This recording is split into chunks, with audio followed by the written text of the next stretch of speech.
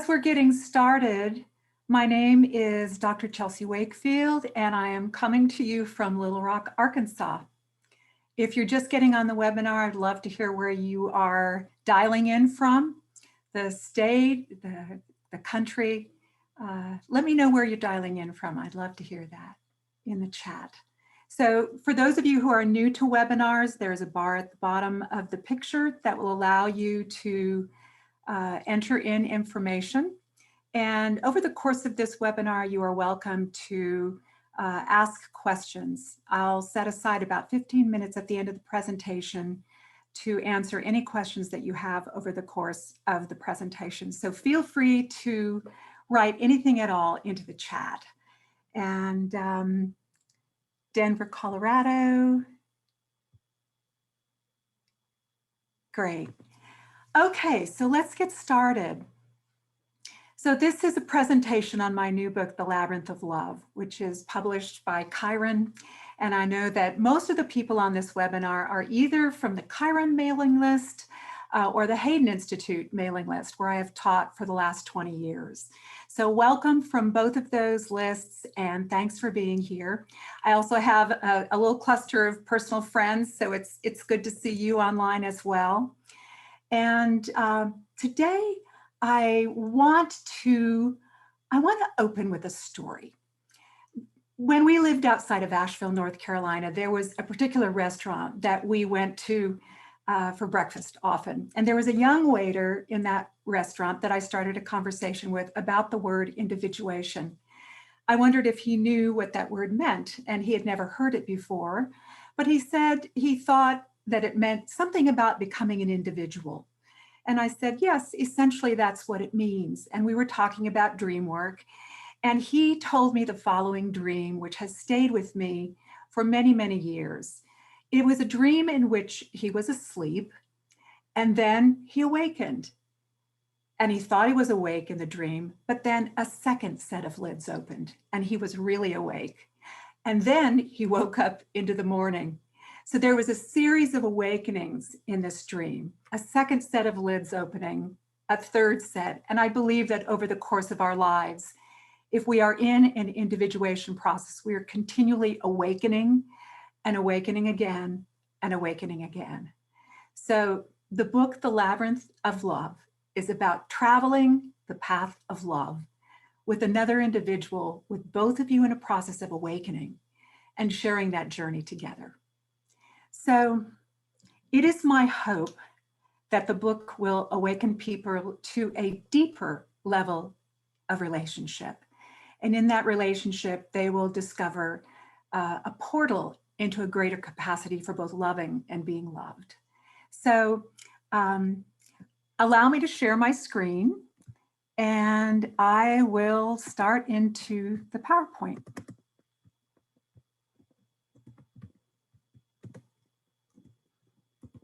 So this is a little bit about me. I am at the University of Arkansas for Medical Sciences. I'm an associate professor in the Psychiatric Research Institute there and the director of the UAMS Couples Center. And I have been interested in relationships for as long as I can remember, what makes them work, what interferes with them, what leads people into misery, and how we can find our way out again. So that is my email, my work email, if you want to send a communication after the webinar. And we will also be sending out a recording of the webinar. So I want to begin with a roadmap. But before I do that, I want to talk about this interesting time of history that we're living in. We are living in a time of history when we have more freedom to love who we want to love and to build a life with who we want to build a life with than at any other time in recorded history. And yet we are woefully lacking in the personal capacities and the interpersonal skills for creating and sustaining those relationships. And that is what this book is about. This is a book, it's a guidebook to help people along the path of conscious relationship. So let me show you this little roadmap I developed a while ago. This is called the Conscious Relationship Roadmap. And many, many relationships follow this process. So we begin in an enchantment.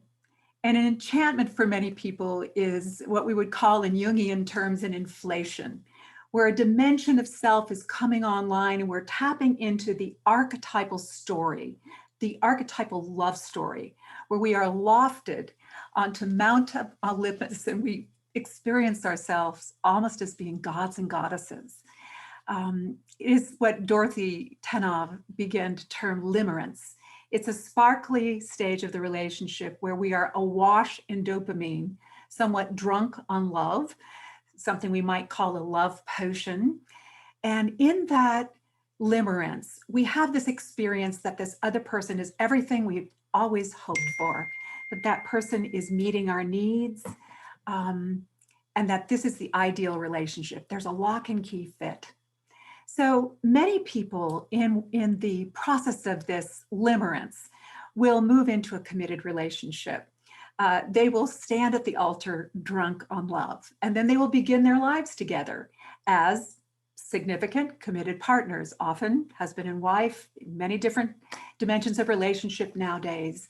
And as they move into a more serious relationship together where they are interdependent on each other and the choices and behaviors of each person impacts the other more significantly, dynamics begin to stir up and arise, many of which were resting on, we can call it the lake bed of the psyche.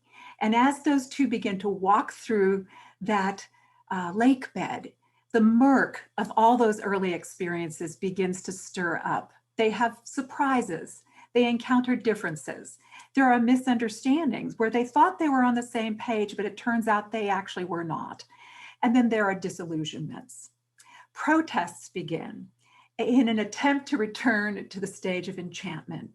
Many of the couples that come in to work with me will tell me, we want to go back to the early days of love. And my response to them is, you cannot go back, you must go forward. And so in this disenchantment, there are tremendous fears that arise. You are not who I thought you were. Their early attachment patterns surface, which our attachment patterns are how we were formed in terms of our comfort with closeness, whether we trust easily, where we have a lot of anxieties as we begin to be emotionally and logistically dependent on another. The person that felt so safe at the beginning now begins to feel defenses, and we start to operate out of those protective defenses. As we do so, we enter the struggle and anguish phase. This is where we decide that perhaps the relationship was a terrible mistake. This person is definitely not who we thought they would be. They are not meeting our needs. They're not the kind of partner we want to live our lives with. And we move into all of these misbegotten solutions: withdrawal, blaming, punishing, criticism, anger, defensive,ness, manipulation, lying, turning outward to other people or to children. And then we enter this phase of ongoing misery, where at some time, many people will move into a sort of a resigned distancing. They may break up, or they have, hopefully, in the midst of this struggle and anguish, an awakening, where a second set of lids begins to open and they realize that there is a need for growth. In a relationship with a couple that realizes that there is a need for growth, they will move into the personal and interpersonal work and begin to gain insight into themselves and each other, and to claim responsibility for their part in the creation and resolution of relationship difficulties. There are skills to be learned and capacities to be developed. And the entire core section of the Labyrinth of Love is devoted to examining those love capacities. So as people develop these capacities, their projections are withdrawn. And the interlocking complexes, all that emotional reactivity that pings back and forth, where one person's defenses encounter the defenses of the other, which trigger the defenses of the other, and they go back and forth completely entangled in unconscious content. All of that begins to become less mysterious and more evident, and the couple learns new ways of being and seeing each other. As they do this, they move into what we might think of as the mythological land of conscious relationship. And this land may seem mythological, but it's actually achievable when we develop the capacities, do our personal work, and engage in the interpersonal work of co-creating that relationship. This is what I call individuation in connection. Each of us in a process of personal growth, traveling together along the path of relationship with all of its challenges and all of its rewards.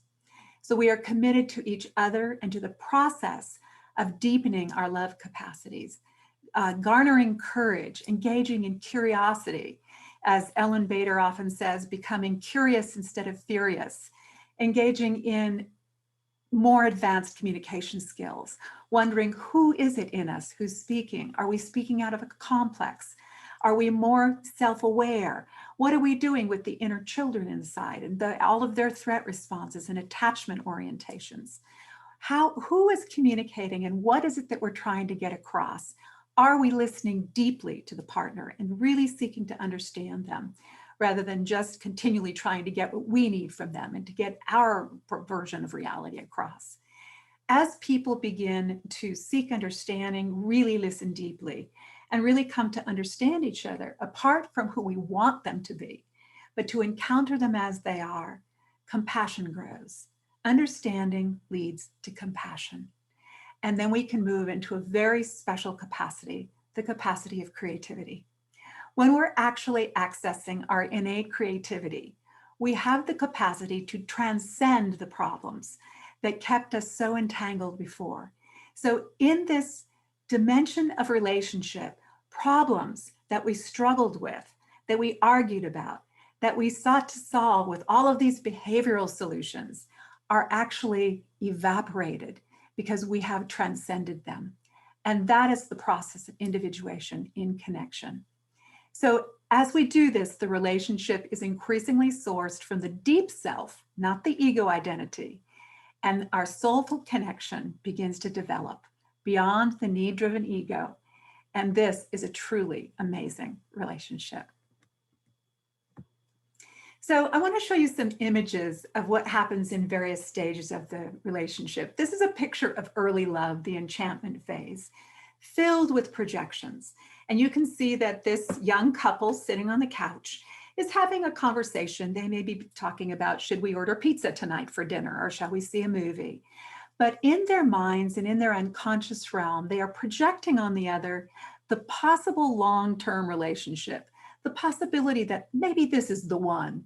And she's looking at him and she's seeing how she's seen him with his little brothers and sisters and how tender he is. And she remembers that time when he rescued her by the side of the road and during the rain and helped her change a flat tire, got soaked and didn't even complain about it. So he was her knight in shining armor. And then she knows that he's getting a business degree. So he'll probably live into the archetype of a good provider. And so this is the kind of guy that she hopes to marry in her overstory. He's over there looking at her and he's thinking to himself how nurturing she is, how she feeds him, how gorgeous she is, and how nice it would be to be with such a gorgeous woman, and how tender and nurturing she is, and how she would make a wonderful mother. And so this couple has got an overstory that they're looking for the ideal partner to fit into that story, and they're casting the other as a player in their internal story. So their relationship will develop, and over time, they will encounter surprises and differences. They will move further into the archetypes of mother and father, get more responsible, less playful. They'll have less time for each other. Resentments may grow and disillusionments, and a new kind of story may begin to form as they move into the struggle and anguish phase. Power struggles may develop, sadness, sad resignation, fighting to get back to the enchantment stage. And in that process, the projections may flip. So this is what negative projections look at that stage of the game. He is looking at her and thinking, you are just as impossible to please as my mother. All you do is criticize me. And he's so, and you can see how he's projecting the face of his mother over the face of this beloved woman that was once his ideal partner. And she is looking at him and she's projecting the face of her cold, cruel father, her selfish, preoccupied father, onto his face because he doesn't really attend to her the way he used to back in their dating days. And their relationship has moved into a dark fairy tale. So this is the function of projection. And if we don't know that we're projecting, we might begin to believe the story that we begin weaving about how this partner is just as cruel and selfish as the father, and this woman is just as impossible to please as the mother. And in that story, things will continue to devolve. There are 3 levels of relationship that I see. The first level is the level that most people enter into nowadays. It's the level of need meeting. You are everything I hoped for. You meet my needs. And when people come in to work with me in couples therapy, often the complaint is that their needs are not being met. And they had expectations about how this person would always meet their needs. And the person is no longer meeting their needs. So the need meeting is not occurring at that level. And they're struggling with each other to try to get the other person to meet their needs. The next level of relationship is very important. It's the level of role mates. We've got to learn how to live together and co-create a life together. So the level of role mates is important. It's what Jung once referred to in the essay he wrote in 1925 as the conventional marriage. And it's important that we become good role mates, but just being role mates is not necessarily very fulfilling. So what we're really seeking is a more soulful relationship. Nowadays, when people come in to work with me, a lot of the complaint is about emptiness, about that there's a lack of meaning and connection in the relationship. They're good role mates. On a basic level, they're meeting the needs and their responsibilities, but the relationship is still empty. So we're going to talk more about this. So in the need meeting, at that early stage, you feel that click, the deeply satisfying feeling in the fulfillment of an inner longing or a script expectation. We each come into a relationship with a script of how things should be, and then we try to superimpose that on the other. And part of the disillusionment is discovering that this other person came in with their own script. And even though we may think that we're on the same page, often that page reads quite differently. So when we're not on the same page, partners begin to struggle with each other to get it to happen and to assert that their vision is the vision to rule them all.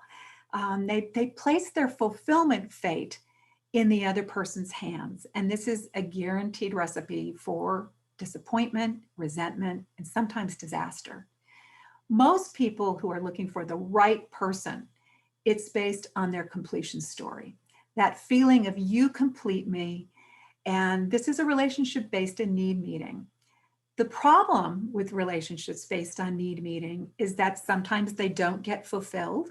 Sometimes needs change. Sometimes needs become fulfilled and the story evolves or ends. Then what? So these are the couples that sit in my office saying, we don't know where to go. We've been together a long time and we just there's no vitality in our relationship.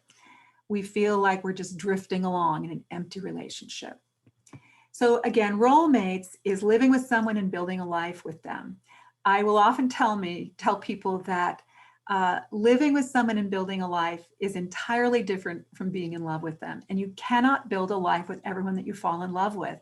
Some people don't have the full dimensions of personality that allows them to cooperate or to settle into a life where 2 people are interdependent on each other and require agreements and cooperation.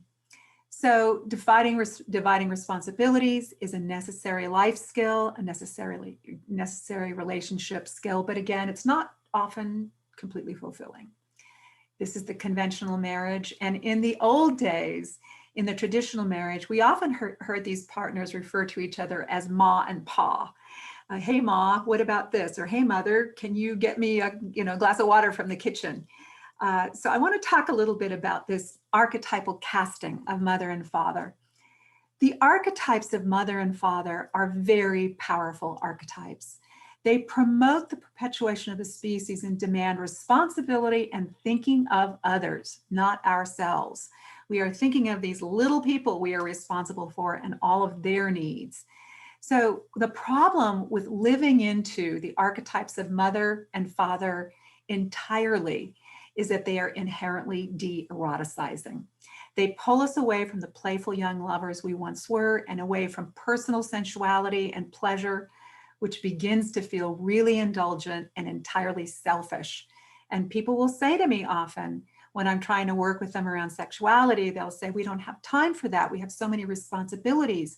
I'm so tired at the end of the day. Things of that sort. I have 10 more things to do. I have to pack lunches and sign permission slips and things of this sort. This is the archetype of the mother and the father, responsible, thinking of others, but really not anchored in something that we all need in a meaningful relationship, which is play and connection and sharing pleasure with each other. Couples who are possessed by parental archetypes tend to drift into sexless relationships, or the sex becomes so uninspiring and so dutiful that it's not worth having. So I want to redefine the idea of the soulmate and steer it towards the idea that we are creating a soulful relationship. Many people today are in search of a soulmate, and sometimes I will hear this as an explanation for why people are having an affair. I finally met my soulmate.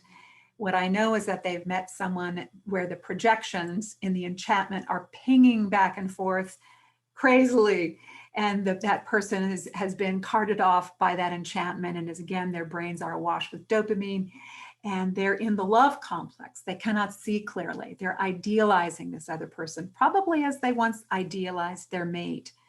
So what we do when we're in search of a soulmate is we try to hand that other person a script, and we say, please read this script as written. And then if they don't read the script as written, we get very upset with them, and we try to infer, we try to instruct them and tell them how they need to be reading that script more perfectly. And that's where we get into a lot of power struggles. We want them to be the idealized partner. This is something that Paula Young-Eisendrath named the dream lover. We want them to be the dream lover. We want them to get us perfectly and respond sensitively. We want them to live into our projections. So it would be more accurate to call this person a projection mate and not a soulmate. That kind of relating takes us back to need meeting. It is not the stuff of a soulful relationship. In 1925, Carl Jung wrote an interesting essay entitled Marriage as a Psychological Relationship. And while it uses the word psychological, if you read the essay, what you realize is that he was really beginning to speak about a relationship beyond role mates. He was talking about a psycho-spiritual relationship, which required a higher level of consciousness. Soulful relationships, soulmates, are not found, they are co-created by two intentional people. So let's talk a little bit about projections. Soulful relationships require us to withdraw our projections and encounter the other person as they are. So years ago, being in Jungian communities, I would hear this phrase, withdrawing projections, bantered around. And I would think to myself, what does that mean and how do you do it? So let's talk a little bit about projection. Projection is part of being human. It is not pathological. It is the brain's clever shorthand for a quick evaluation. This is like that. And we have to remember that projections originate over here in us. They are association contents of our own minds, and they're sent out onto external people, places, and things with such speed that we often do not recognize that this is happening. Projections, they're natural, they're normal. We don't do them on purpose, but they're happening all the time. Because human beings are story-making creatures. We create stories and narratives in our heads because we're trying to make sense of our lives and the world around us. And the great enduring stories of the world we refer to as myths. So these are the ones that have an archetypal element, an archetypal core. There's a commonality. And when I talk about an archetype, we're talking about a primal imprint, something that is common to the human experience that repeats across all times in all places. So there's a commonality to certain archetypes in our world. So in a conscious relationship, our work is to wonder about how much of our pleasure and how much of our reactivity and the conclusions we are forming are based on projections and the story-making function of our brains. In a conscious relationship, we need to consider how we are responding to the projections of a partner. Are we simply noticing them and not identifying with them, just letting them be? Or are we struggling with them, defending ourselves against them, wanting to be seen in a different light or to be accepted for ourselves, as sometimes people say, I just want to be loved for myself. Sometimes people attempt to live into the projections that the other person is sending across to them. They want to be who that intimate other wants them to be. And this can become problematic over time because if we live too deeply into another person's projections, another person's storyline, we never begin to anchor in ourselves and we become almost ghost-like, where eventually we can't even be found. I want to talk a little bit about Martin Buber and the I-thou relationship. Martin Buber used to say that all of life is meeting, and he spoke about these true encounters with the essence of the other. He called these encounters the I-thou relationship rather than the I-it relationship. When we are relating to another person as a projection, as an object in our own minds and insisting that they fulfill that image in our own minds, we are relating to them as an it, not an I. So in an I-thou relationship, we are encountering that person as if they exist in their own right. They're as if they're unique individuals, and our invitation is to come to know them and to really see them beyond our projections. So the superficial conventional marriage, sometimes I'll have a couple sitting on my couch and they're very well behaved. They're excellent role mates, and they will talk about the emptiness of their relationship, how one of them wonders, particularly in midlife, if there's not something more. They're cresting the hill and they're beginning to see, they're at 50, 55, and they're starting to look at retirement, and they're starting to think about spending the rest of their lives with this person, particularly after retirement. And they're wondering, I don't even know this person. I don't think I may even like this person. Who are you? And sometimes with that couple, I will say, you two have never met. And the process and the work is for them to begin to know themselves and then to begin to self-reveal so that the other person can know them deeply as well. And in the process of doing this, they revitalize their relationship because they're truly encountering each other in an I-thou relationship.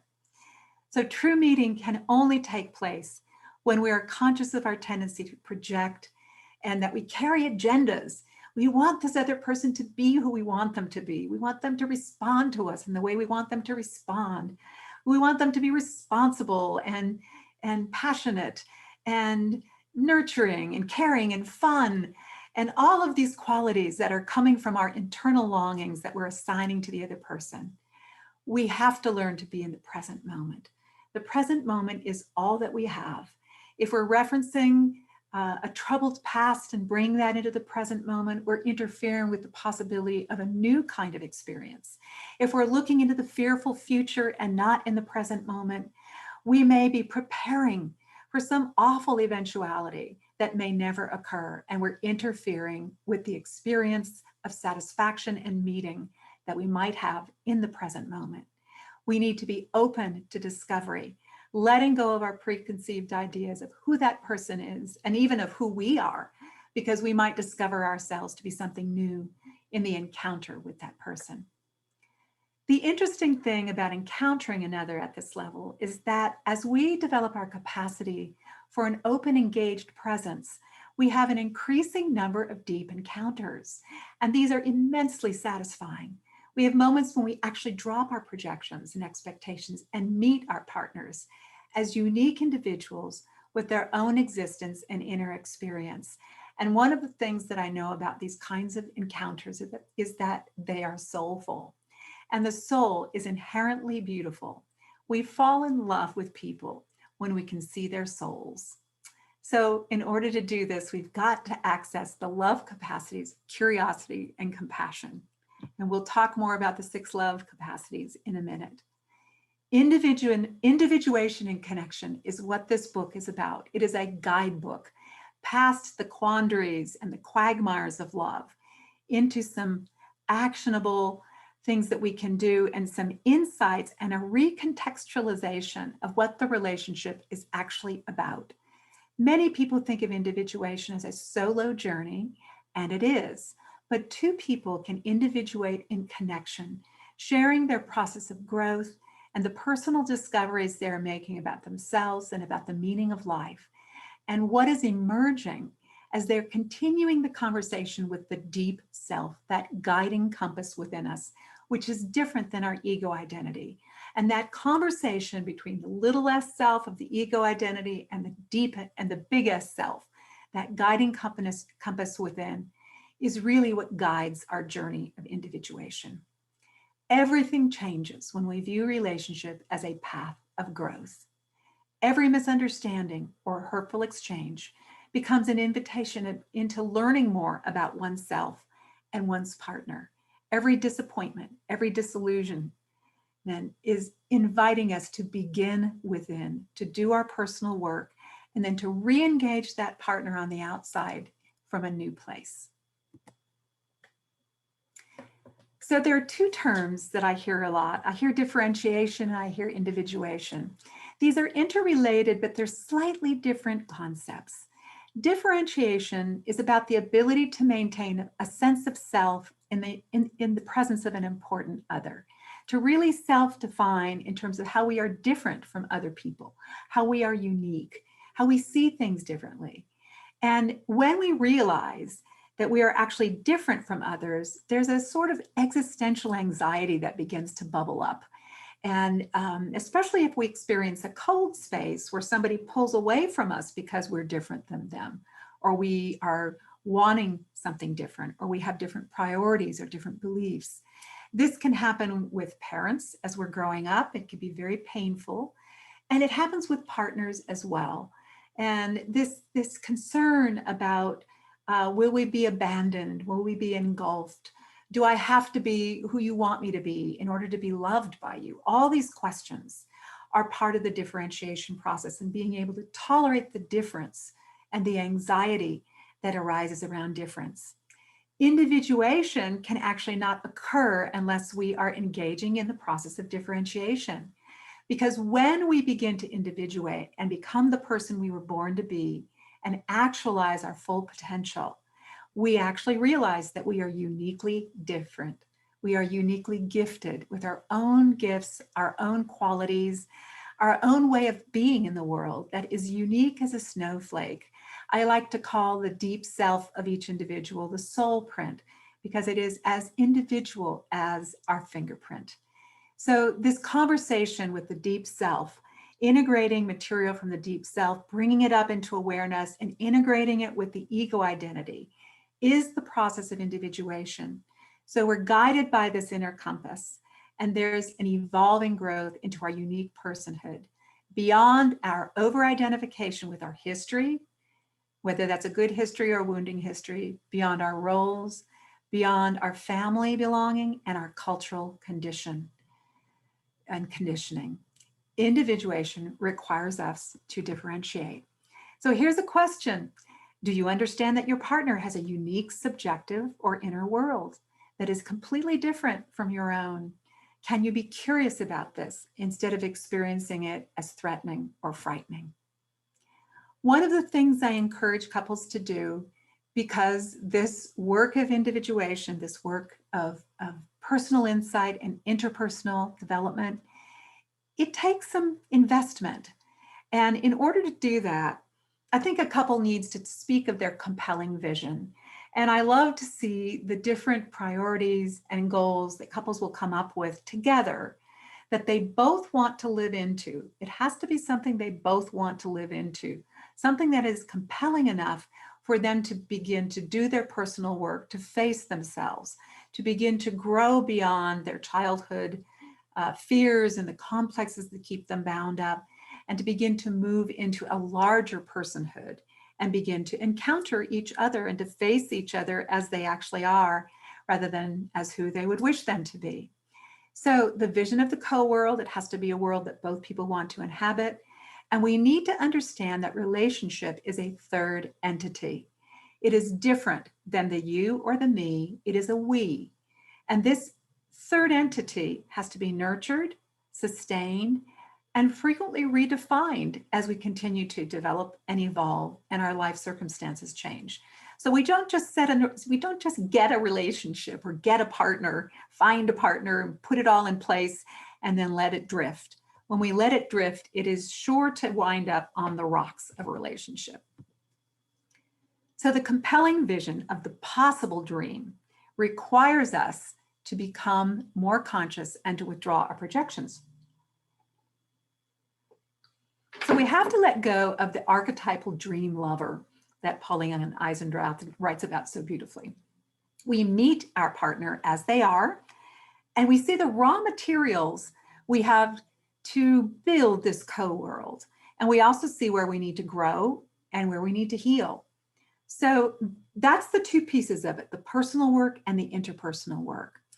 This requires that we shift out of an old story and out of old identifications of who I am and how I've always been, and I can't help it, this is just who I am, into a new center of awareness beyond our reactive personalities and complexes, working with both body, mind, and soul, and drawing from the resources of the deep self where there is much abundance.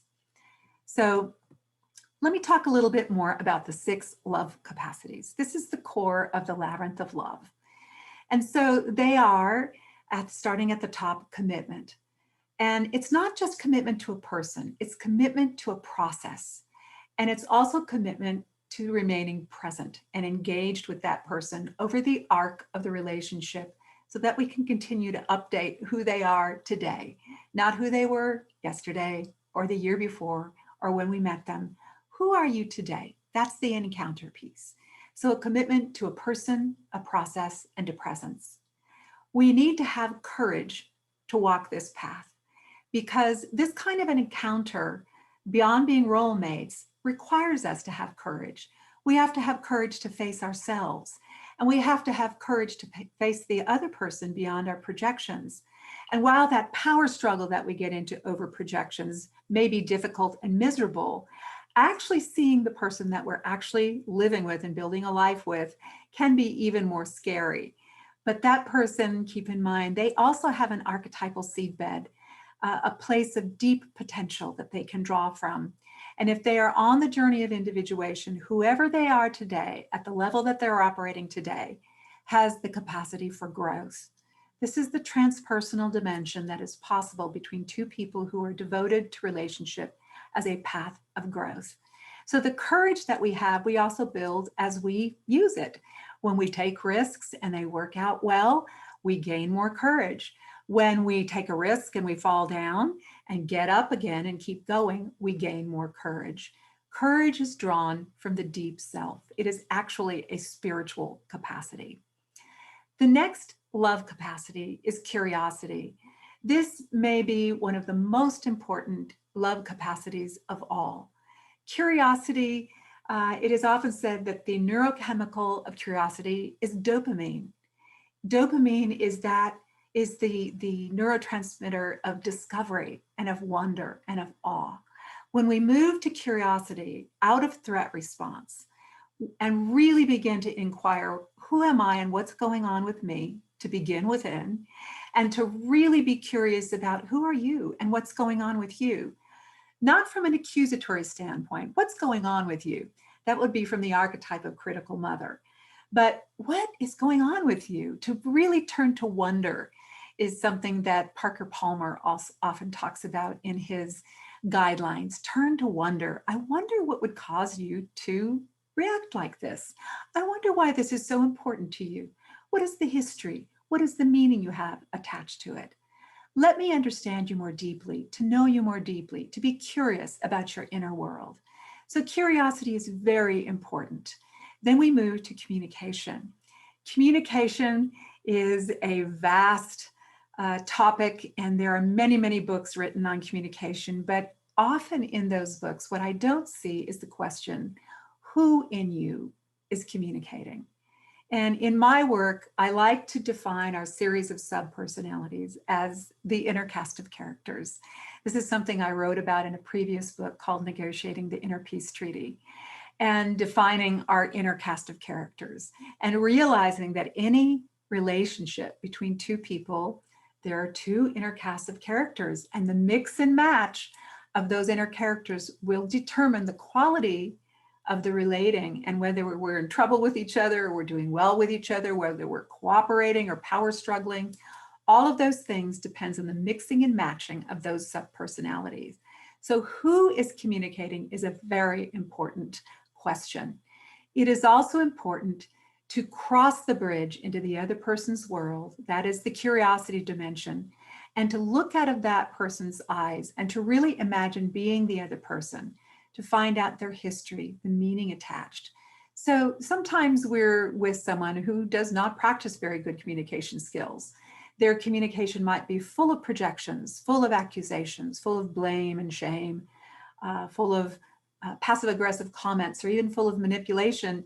But we need to learn in our own work, in our own reactivity to what we're encountering from what that partner is sending across, to do our personal work to reduce that reactivity so that we can get into a place of process and presence where we can listen more deeply beneath the words, beneath the accusations and the bad communication techniques, into the needs and into the complexes that might be activated in that person's world.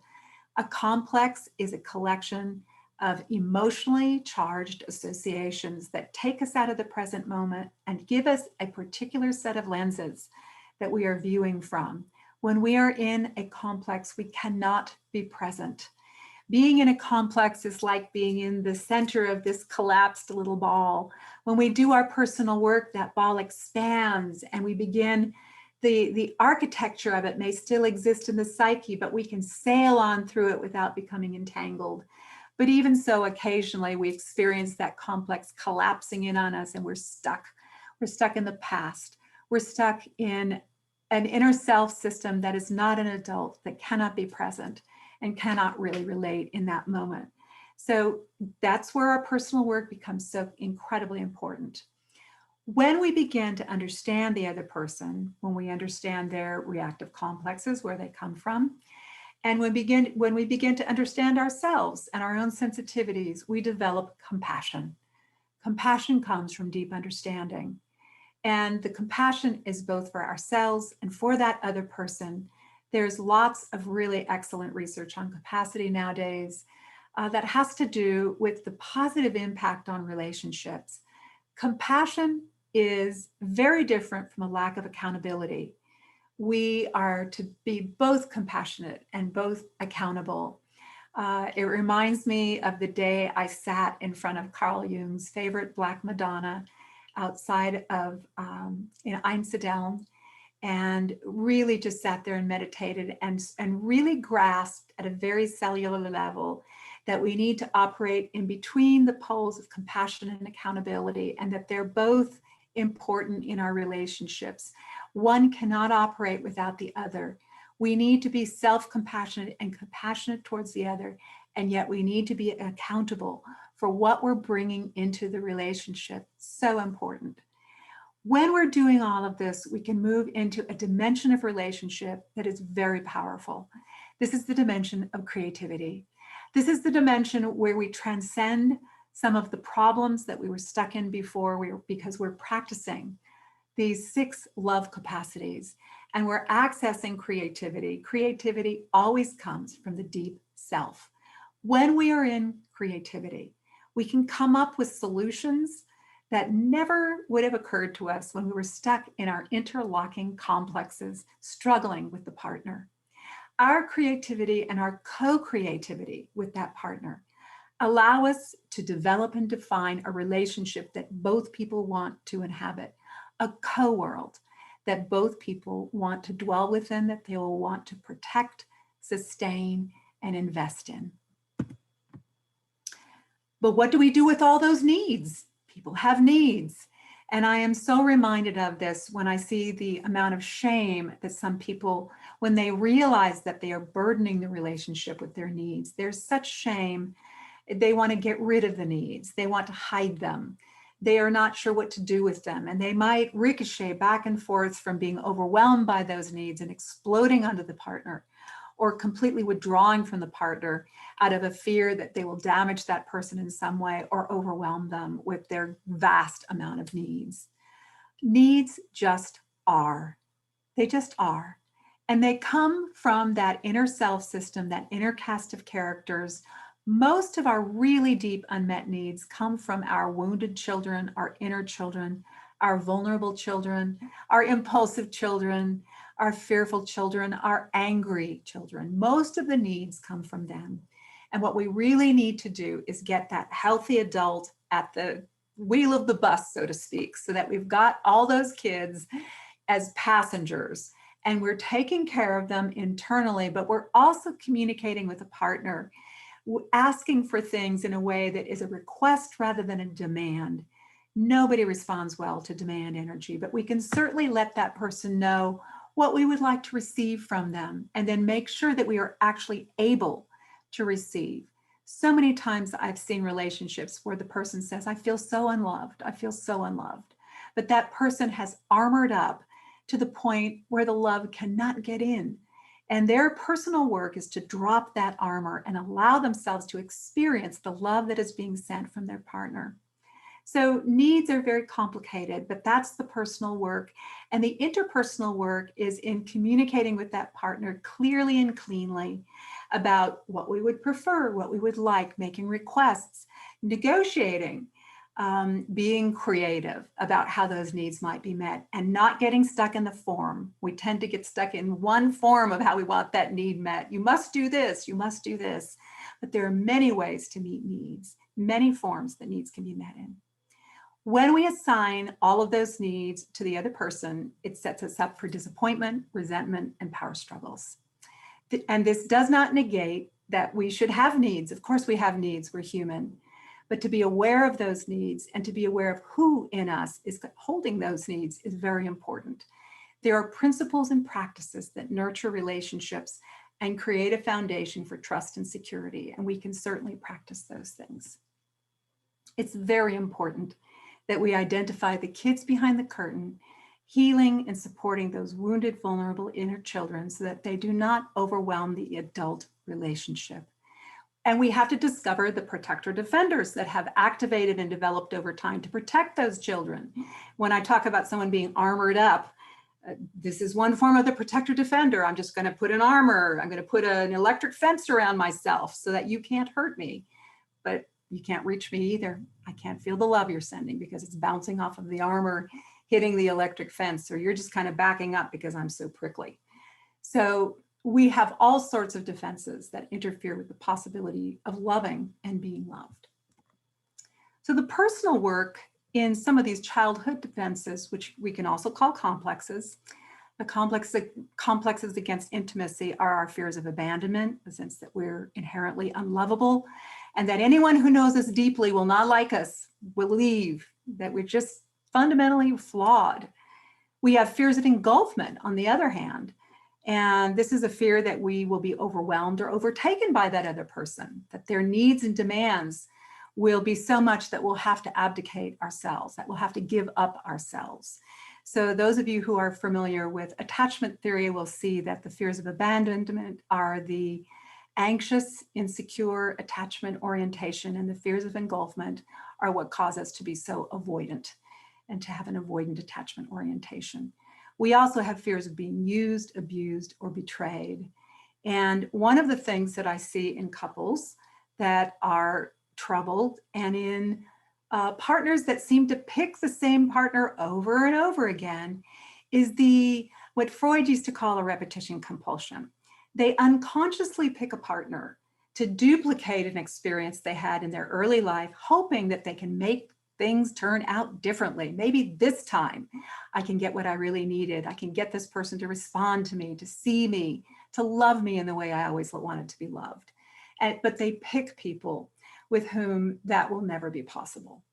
And so this is a very troubling pattern in many people's lives. Why do I keep marrying the same person? Why do I keep finding the same relationship over and over? It seems so perfect at the beginning, and then it drifts into this awful situation.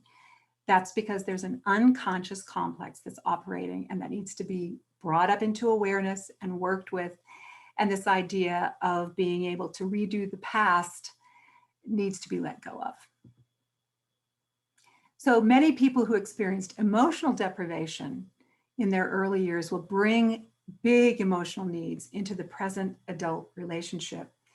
And they have a longing, such a deep longing to be perfectly met, perfectly responded to. And the gravity of those needs, the tidal wave of those needs overburdens the present relationship beyond what the relationship can carry. And again, the person that they're with may actually attempt to respond to those needs as a loving person, but then they're moving into the archetype of caregiver or protector provider, something of that sort, affirming parent, something that prevents them from being two adults meeting in a relationship that will be truly satisfying on an adult level. Sometimes people who have a lot of emotional deprivation in their early years have had a lot of rejection in past relationships because their partners have ended up saying, your needs are just too much. And they have a fear of being too much. So they might, again, go back and forth from being angry at themselves for having so many needs and sort of pulling back and then feeling overwhelmed by this internal churn that's going up and then exploding on the partner, demanding. And again, always over the sense that they are inherently flawed or unlovable. By the way, for those of you who have just joined recently, please feel free to put comments or questions into the chat and I'll be addressing those in a little while. We need to shift our stance. I call this shifting the stance dance. So a complex is a collection of emotionally charged associations around an idea or a theme. And our complexes create a lens through which we interpret everything that happens to us. It determines our self-definition. It determines our vision of what's possible and the story of our life. Complexes constellate around an archetypal core. Archetypes are systems of energy that move through the body. They motivate behavior. They create perspectives and needs and all sorts of things. That archetypal energy will generate energy which will evoke a corresponding response from the environment. And that's the mysterious thing that many people do not understand, that if we're moving through life as a victim, we're likely to evoke persecutors or rescuers, but we're never going to be treated as full-fledged adults because that victim complex, that archetypal energy is going to evoke things from the environment. If you shift your archetypal stance, you will change your life. So I want to show you a couple of images here. This is a story reconstruction or the story construction. And so if we're looking out of a particular lens, we can look at all of the experiences of our lives, the entire arc, our history, the story of our lives through that lens. So coming back to the archetype of the victim or the dependent one or the flawed and defective one, we can look at all of our experiences and we will notice the experiences that confirm that constellated lens, that archetypal stance. And we will miss the experiences where we were affirmed or met or where we succeeded because the lens is the only lens that we can view that our lives from. So when we shift the lens or we expand our archetypal profile, we might just look at one experience and move around with different lenses and look at that same lens, look at that same experience through different lenses. So let's say that we're originally coming from the archetype of the victim or the innocent, the wounded innocent. We trust too much and we've been taken advantage of. What happens if we begin to look at that experience through our courageous hero, through our healer? The archetype of the wounded healer is such a profound archetype in terms of things that we learn coming beyond wounding into insight and being able to help others who are struggling with the same things that we once struggled with. We might look at that experience through the archetype of the rescuer. But again, being in a rescuer is kind of a dangerous archetype because we tend to attract people who need rescuing. That's the evocation from our environment. And sometimes people will say, why do I always end up with renovation projects, people I want to improve? Well, it's because you're very heavily carrying the archetype of the rescuer. So again, let's move down into the wise woman, looking at that experience through wise eyes, looking at it in terms of what we've learned, what we've transcended, what we have integrated into the personality so that we're no longer operating at a wounded child. We might be in the archetype of the explorer.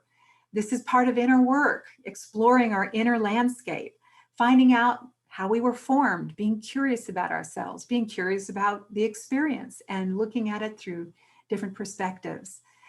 We might be looking at it through the archetype of the punisher or the avenging angel, where we now become an advocate, even the archetype of the advocate in society, and like mothers against drunk drivers, losing a child to a drunk driver and then birthing an organization from the creatrix, the archetype of the mother, birthing an organization that will help other people who have been through the same experience.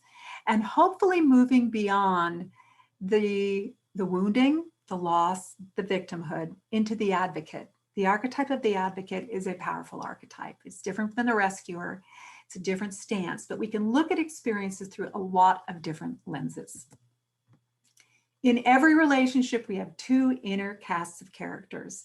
So this is a picture of a female inner cast of characters, a male inner cast of characters, and they're looking at each other. And if they do not realize that they have all of these inner characters, there can be a lot of misunderstandings. Just this last week, I was working with a couple where one of the parties was accusing the other party of certain things from a particular inner self, really from a vulnerable self. And the other person, the other partner, was convinced that this is the way that this person always views them. And so stepping back out of that story and the conclusions and the narratives of hopelessness, as they stepped out of that story, out of that narrative, into more of an observing stance and wondering what was going on with the partner, they were able to see that the partner who had exploded on them was actually speaking from a place of great vulnerability, not from their adult self, not from their professional self, not from the playful lover, the supportive partner, not from the father, but really from a place of deep vulnerability. And they were able to hold that experience differently in understanding where that was coming from. And the person who exploded, who felt so badly about the things they had said, was able to hold that experience with more compassion, self-compassion, and to realize some things that they might do to prevent from repeating that experience in the future. So they were working together with their inner casts of characters, and I could do a whole workshop on the mixing and matching of the inner cast of characters and what we evoke from each other. For instance, how the critical mother will evoke a rebel teen, or a compliant child, or a passive-aggressive slowpoke, or a pleaser, or a sulky little kid. How the judgmental father can also evoke a rebel teen, or a pleaser, or a sulker. All sorts of things that we evoke from each other archetypally. They're the corresponding energies, and they flip back and forth often between these parent and child pairings when we move into these punitive and critical parent modes. And then we drive our partner, we evoke our partner unconsciously into a child mode. So these are things that once raised into consciousness, we can work with. So this is an example of interpersonal work. And so in the example that I was just giving of the critical parent evoking the rebel teen, let's say that's the pattern. And anytime the one partner goes into critical parent, the other partner gets angry and shoots back at them and says, you can't boss me around, and you're a terrible person, and this is why, and all sorts of things like that. Really being in a teenage ego state.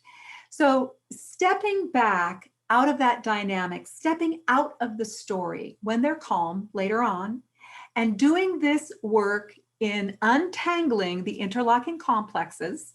I call it shadow boxing because it is unconscious. These people are not in awareness, but looking at this and deconstructing it as they step back out of the dynamic and saying, how can we create an exit ramp?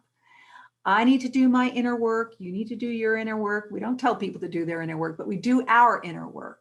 And if two people are doing this together, they can create powerful solutions for dynamics that have run for years, that are circular conflicts, repetitive conflicts that are so demoralizing and so discouraging. They can really get in the middle and interrupt that cycle and take it in a different direction because they've found an exit ramp. They've gained insight. They've done some conscious communication. They have a plan in place. And when they get triggered, they're developing that observing self that can say, oh, we're in an interlocking complex. What did we decide we were going to do? And before they get completely hijacked by their reptilian brains and amygdalas, they can take that exit ramp and they can learn to interrupt these long-standing conflicts.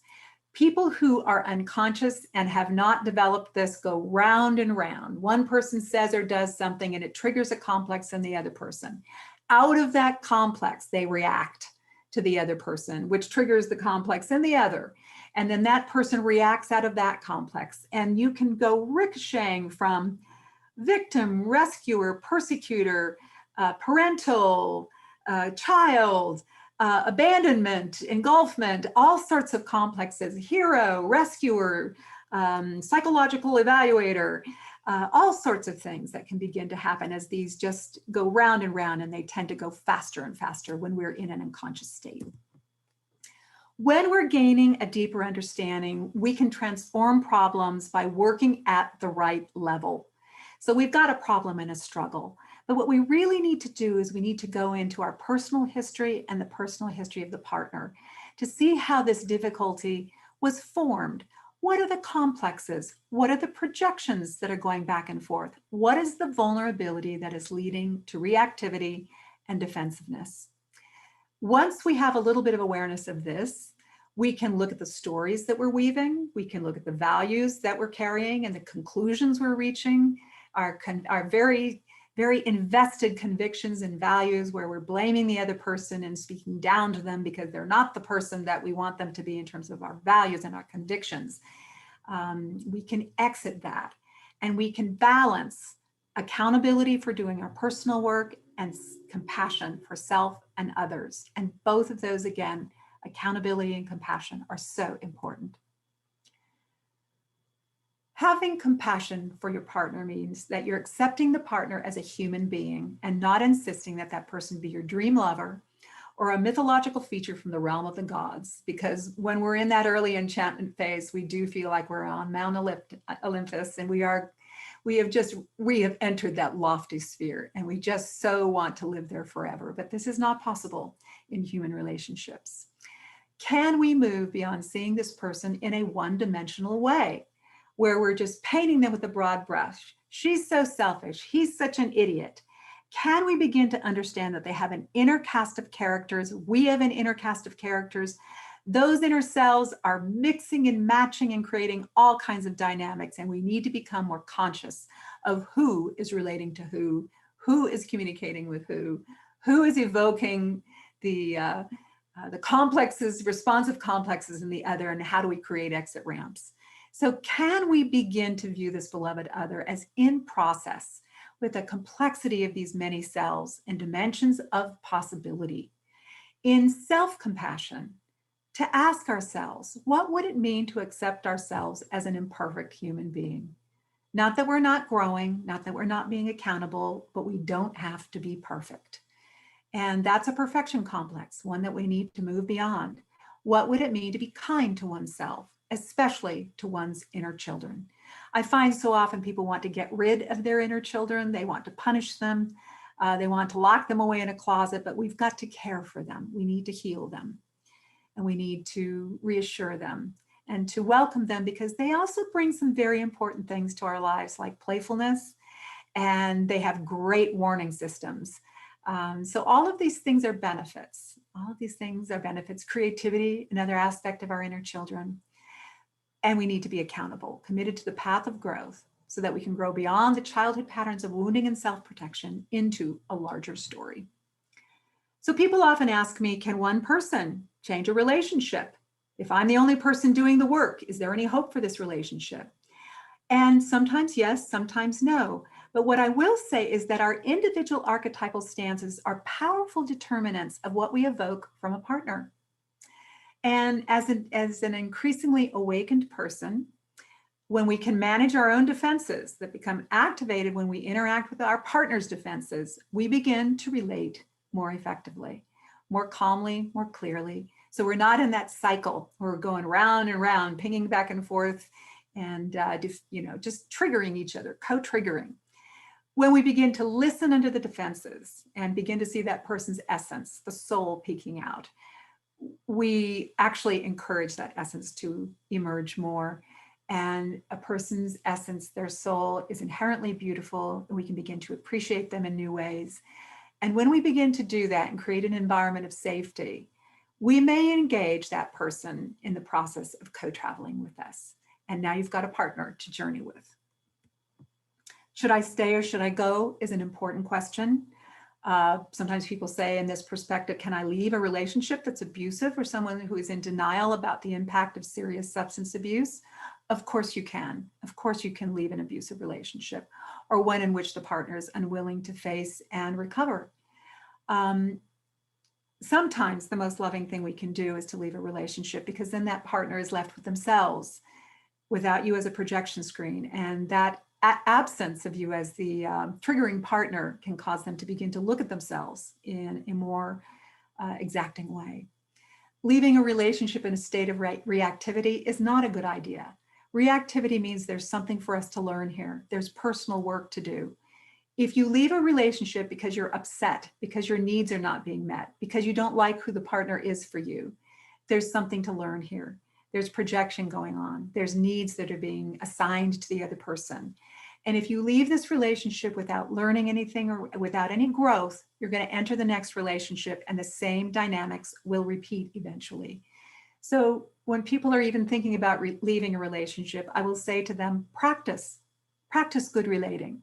And then whether you stay or go, you will have learned something. And your next relationship, you'll pick a different partner. You'll relate at a different level. The deep self is our inner compass, and it knows when leaving is called for. It is usually accompanied by a sense of inner peace. So the paradox of commitment and individuation and connection is that as partners companion each other on this growth, on this personal growth, they start to experience being seen and supported in a way they've always longed for, which heals the wounds of the child within.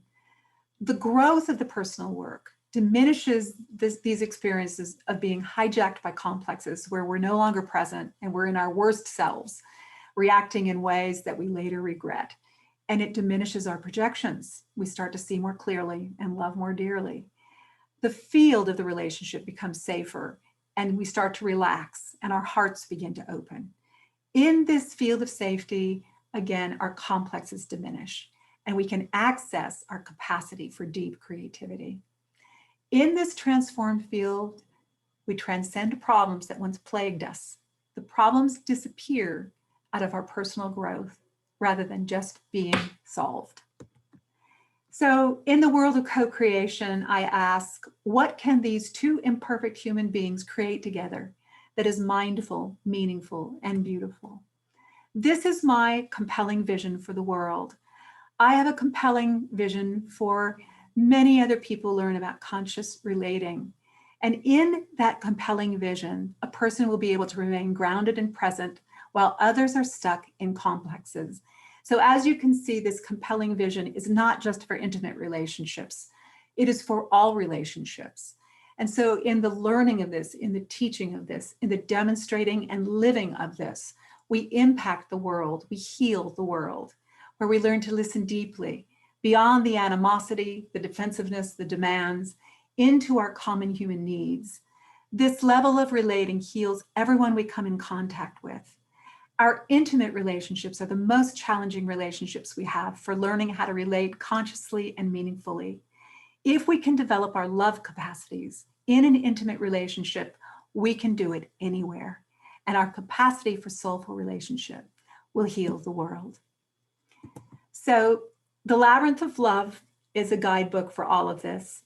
It can be ordered today and it will ship on July 1st. And what I'm offering today is that if you will order 4 books from Amazon, which will help me become an Amazon bestseller, and my motivation for that is for more and more people to have access to this book, which will help them develop their soulful relationships.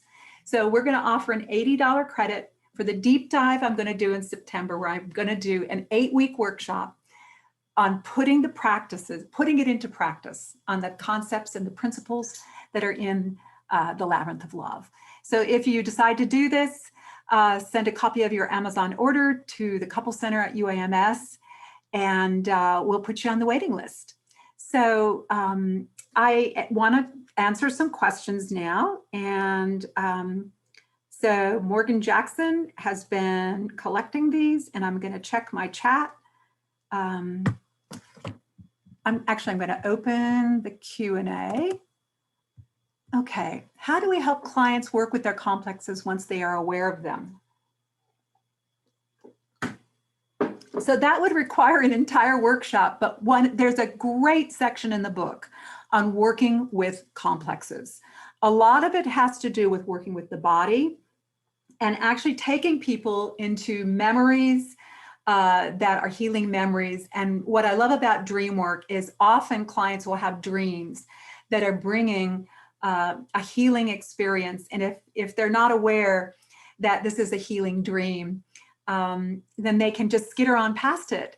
I had a healing dream quite a few years ago where I was working with something that had troubled me for a long time. And in the dream, the heavens opened and this healing balm came down, and it washed through my emotional body, which looked like the windshield of a car that had been shattered with all these cracks. And as this healing balm washed through my emotional body, every single one of those cracks healed until it became a clear, perfect representation. And so I took that dream and I meditated on it daily for a long time. In the morning, I would just spend some time going into the dream and revisiting the felt sense in my body of what it felt like to be in that healing balm. Because when I awoke from that dream, what I had been struggling with was gone. And it has continued to be gone to this very day. So that is one of the resources that I still have, that healing dream. People often have healing dreams that they can use to heal themselves. When they begin to look through a different lens, they will begin to notice that the things that they long for are actually occurring around them, but they're not collecting them in terms of their narrative. So again, Susanna, big section in the book on working with complexes. So Sloan asks, how do you think about the soul in your view of the development of the person? You describe individuation as a process that leads them towards becoming the person they are meant to be. Does the term soul refer to this person we can become? So when I use the word soul, I'm actually referring to the essence of the person. What it's related to that what Jung called the capital S self, the guiding compass of our lives, which seems to have some sort of an imprint of the direction we should go. It seems to have some sort of an imprint of the person we were born to become. So the soul of a person is when they're living out of that essence. So I'm not referring to it in a religious term. When we think of things that are soulful, we think of things that move us, that inspire us. Soulful music, soulful people who are deep, people who are connected to wells of resource and creativity. And that's what I'm referring to in soul, in individuation. A quick way to catch projections is to look at our reactivity. Anytime that we get activated, we're in a complex. And when we're in a complex, we're always projecting. So whatever that reactivity is, whether it be positive or negative, it is really worth spending a little time in. And one of the ways that I really look at complexes, by the way, Carl Jung used to say that it's the complex that is the royal road into the unconscious. And dreams are where they're the theater of the night, where we see many of our complexes being acted out. So to track the body and really go into a sensation and to sit with that sensation quietly and to wonder when we have felt that way before, we're actually accessing a little file cabinet in our brain with all those associations. And we may have memories that start to tumble out when we track that sensation. So we can begin to look at the formation of those complexes. So Kathy asks, the stages of relationship for folks beginning in their 50s on their second marriage, same progression where we meet this perfect person, this idealized person, and then we encounter the disillusionments. And as we encounter the disillusionments, we might find ourselves struggling I have an entire chapter in the book called Misbegotten Solutions, talking about all the ways that we struggle where, things that actually make things worse instead of better, because we're actually operating out of our complexes. And usually we're operating either out of our punitive and critical parent modes, or we're operating out of our wounded, impulsive, demanding inner children. And so again, we have to get an adult online so that we're actually operating as enlightened adults. And the hijacking that we experience when we are distressed that's the work, and the compassion that we need to apply to ourselves and to our partners when we realize that we're not in our best selves, that we're actually behaving in ways that make things worse. So in a context where two committed people are in the context of relationship as a path of growth, we can do our inner work, examine what's going on with us, and come back later and talk with the partner about, this is what I figured out about myself. And this is how, when we do that work, we can actually move into some creative solutions. We can employ some of those healing dreams. We can start to create neural linkages actually between the resources that we have and the distress that we have, by pendulating back and forth between those two realms and getting more neural linkages in place so we can access our resources when we're triggered and distressed. Okay, so I've got those are Q&A. Let me see if I've got anything else here. Okay, and in the chat, so does this apply? Does this play out in lesbian and gay relationships? Of course it does, absolutely. And actually, it's really interesting for me to present these days to groups, Friends of Jung groups, because the big debate about anima and animus is on in the post-Jungian world and in the non-binary world, about this idea that women have their inner masculine and men have their inner feminine, and if we're not identifying as masculine or feminine in a binary stance, or we're not in that heterosexual frame where we're projecting our inner masculine onto the man and he's projecting the inner feminine onto the woman, all of these concepts are being revisited in this modern world and talked about at great length and in great debate by many people. So yes, it all applies in lesbian gay relationship. We're talking about polarities, we're talking about yin and yang, we're talking about the dance of opposites. So all of those things. So